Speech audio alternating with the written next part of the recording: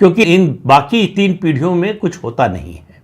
तो भारत में वंशवाद को जनतांत्रिक स्वरूप देने के लिए एक सिद्धांत गढ़ा गया, कई किताबें लिखी गई, लेख लिखे गए, कहा गया कि ये डायनेस्टिक डेमोक्रेसी है।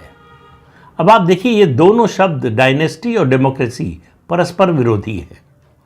जहाँ डायनेस्टी होगी वहाँ डेमोक्रेसी नहीं हो सकती, जहाँ डेमोक्रेसी होगी वहाँ डायनेस्टी का कोई काम नहीं है।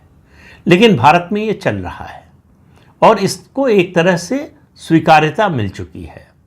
अब इसमें कोई बड़ी बुराई नज़र नहीं आती है। तो आज जो नेता हैं, और मैं डायनेस्टी उसको मानता हूँ, वंशवाद, राजनीति में वंशवाद उसको मानता हूँ कि जन्म से या आपके विवाह के आधार पर तय हो आपका पद, संगठन में या सरकार में।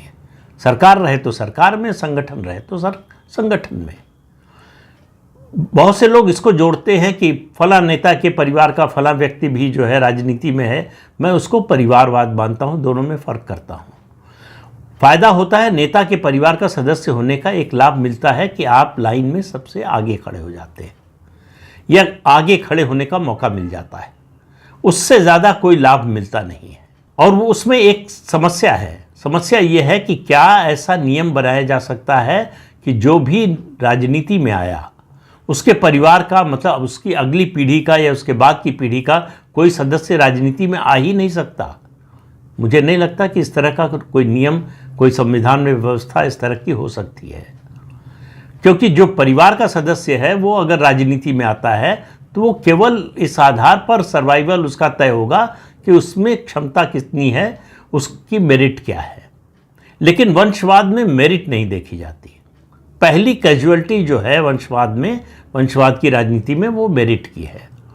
दूसरी कैजुअलिटी है कि आपका कोई योगदान नहीं होता, न सामाजिक न राजनीतिक, फिर भी आप सत्ता के प्रबल दावेदार होते हैं, संगठन और सरकार दोनों में।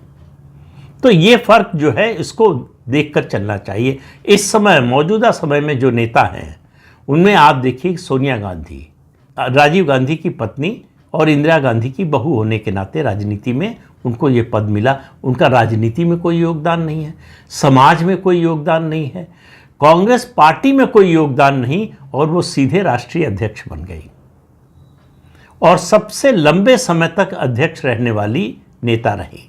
उसके अलावा मैं बाकी लोगों की बात नहीं कर रहा हूँ, नेहरू गांधी परिवार की जो इस समय हैं उनकी बात कर रहा हूँ। राहुल गांधी पार्टी के उपाध्यक्ष बने, महामंत्री बने, फिर राष्ट्रीय अध्यक्ष बने, तो क्या उनकी काबिलियत थी?